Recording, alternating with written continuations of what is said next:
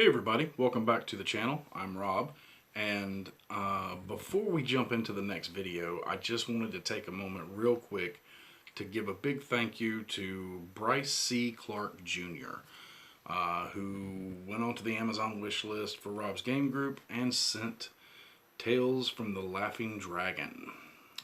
This is a 3-part adventure for basic fantasy. It is an adventure in the Dragonclaw Barony. Fonken, the beloved gnome sage, is missing. The town guard is busy fighting off brigands and doesn't have time to look for him. A group of aspiring adventurers must take on the task and follow a clue that leads them to an old ruin and footsteps leading down into the darkness below. Tales from the Laughing Dragon is a 3-part adventure series for the basic fantasy role-playing game. These adventures are intended for 4 to 6 first-level player characters. This looks really good. Thank you, Bryce, for sending this in. I will be doing a look at the book and reviewing, talking about the different adventures in here as soon as I get a chance. If you would like to go onto the wish list, it is in the description of the video, of all the videos now. And you can pick a product, purchase it.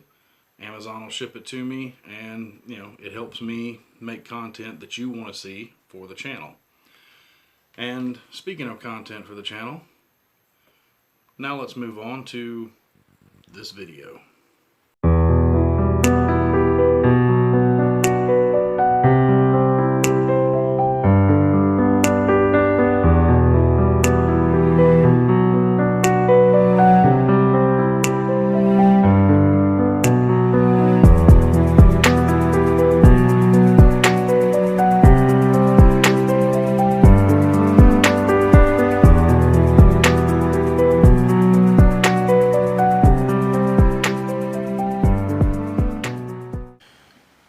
So in this video, we're going to talk about old school gaming.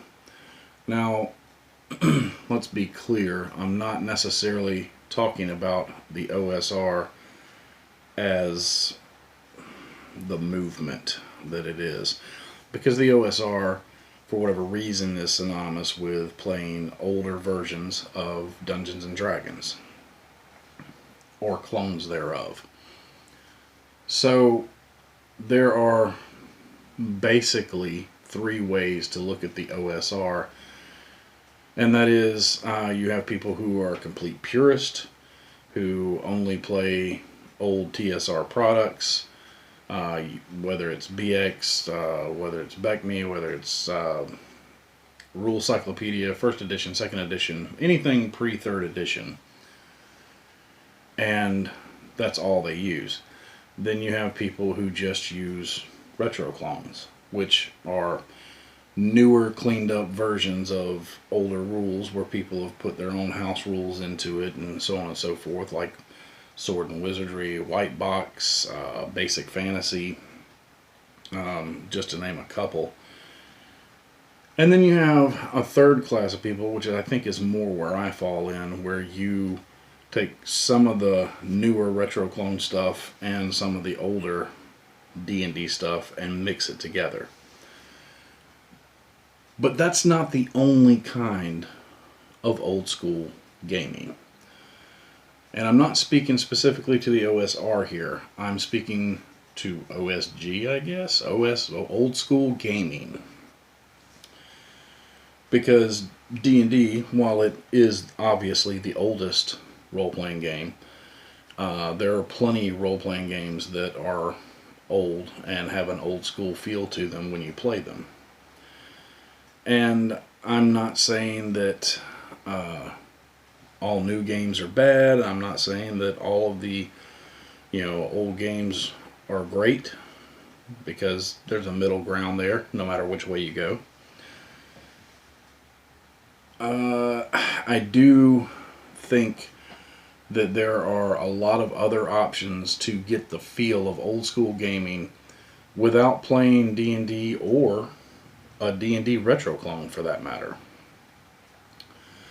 So what do I mean by that? Let's look at, there are plenty of companies that have games that are 30 plus years old, and some of them are still in print today. Some of them are easy to get your hands on, even if they're out of print.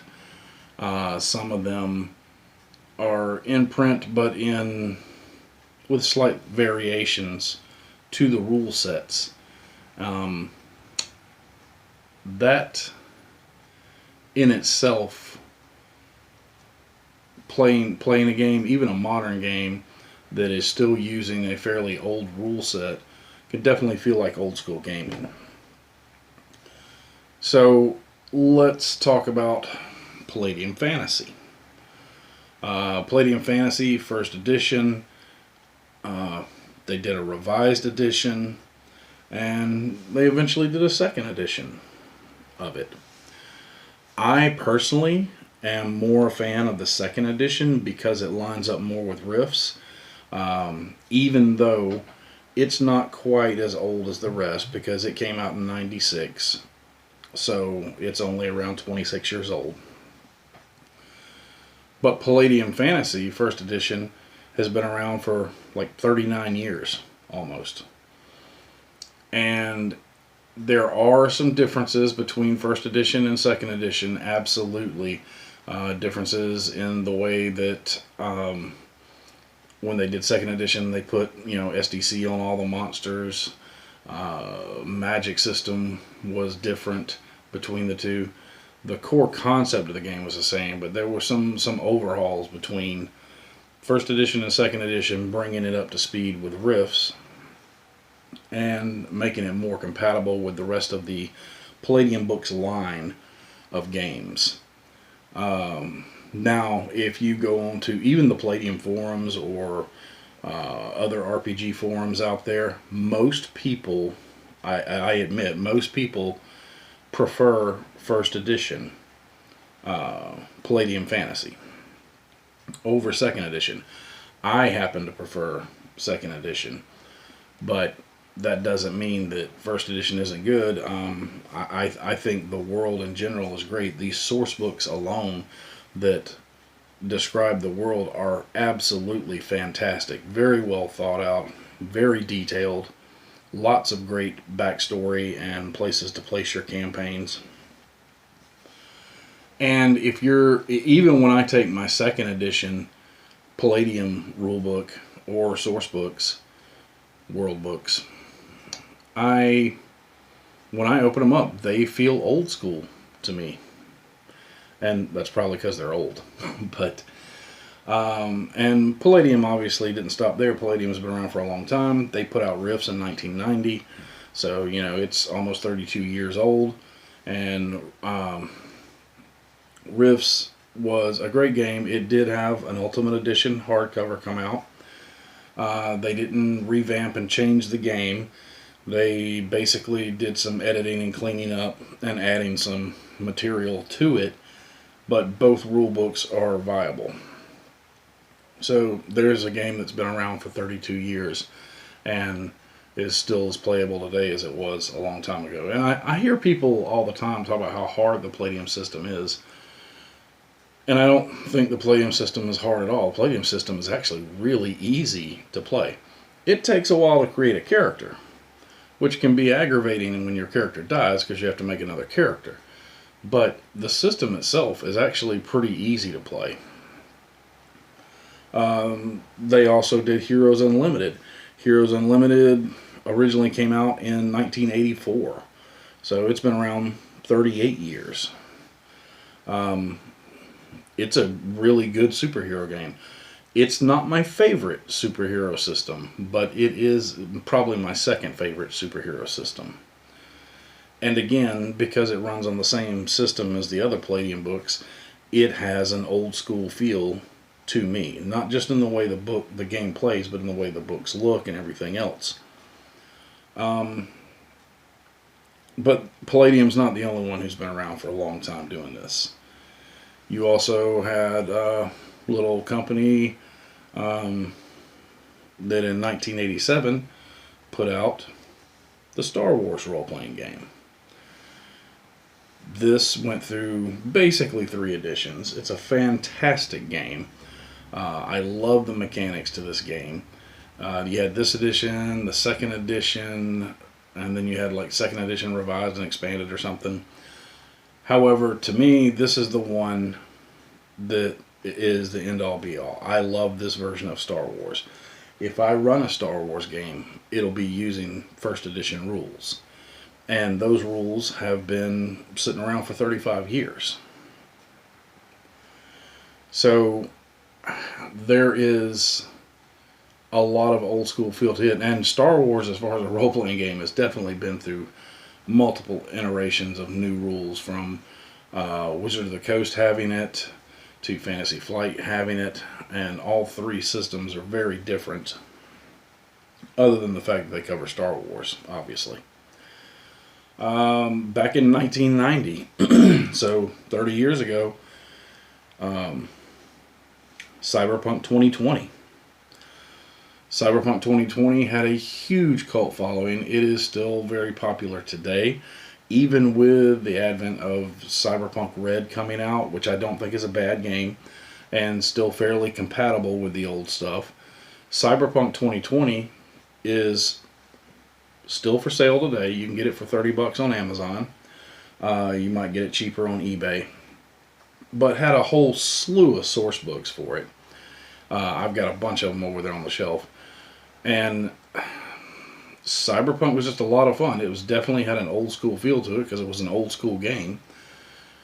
Not based on D&D like the OSR. Like I said, this is just games that are old. So they inherently have an old school feel to them. Much like Call of Cthulhu. Call of Cthulhu came out in 1981. So it's been around for 41 years. And Call of Cthulhu is a fantastic game, which really didn't change a lot through the additions. I think the biggest changes with Call of Cthulhu really came in 7th edition. They did away with the resistance tables, and they added some new things in, but the game is still backwards compatible with stuff that came before it. So I think that's a huge benefit when you even put out a new edition, but it's still close enough to the old edition that you can still use the old stuff. So Call of Cthulhu, even with newer books, definitely has an old school feel to me. Now, part of the reason that these games, and this is not an exhaustive list, this is just some stuff I pulled, off the top of my head. There's plenty of other games that have been around for a long time, and not every game that's been around for a long time is great. But these are games that I just pulled out just to kind of illustrate how somebody who grew up playing these games has that nostalgia feel for it, because this is the stuff I grew up with. Now, a lot of newer players, younger players coming into the hobby are not going to have that nostalgia feel for those types of rule sets and those types of games, because they didn't grow up with it. They grew up in a modern age of gaming. Now, some of them, a very small percentage of them, are going to have a feel for the nostalgia because it's what they were taught older school games first. For instance, my kids, I'm teaching them older rule sets as opposed to like 5th edition. So they're getting that, and they love it. They have a good time with it. And but I do think that a lot of kids, or I say kids, young adults coming into the hobby in this day and age are not going to find the romanticism about these older games because they didn't grow up playing them. So you will find some that will go and look into it just out of sheer curiosity. But the majority of them are never going to look up the older games, and they won't know about them unless you show them, how it used to be played under another system. Now, that doesn't necessarily mean that I'm attacking any one particular way of old school gaming, because I consider all of this old school gaming, not just D&D. D&D might be OSR, or retro clones of D&D might be OSR. But as far as old school gaming, there are lots of games that have that feel, in my opinion, because I grew up playing them. that I like better than the newer stuff. I don't care for the Fantasy Flight Star Wars.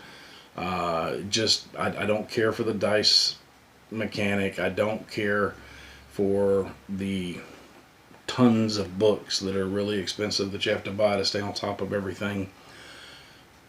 I can take the Star Wars role-playing game and the Star Wars role-playing game source book and run a full campaign and have a blast with it with my friends for a very long time.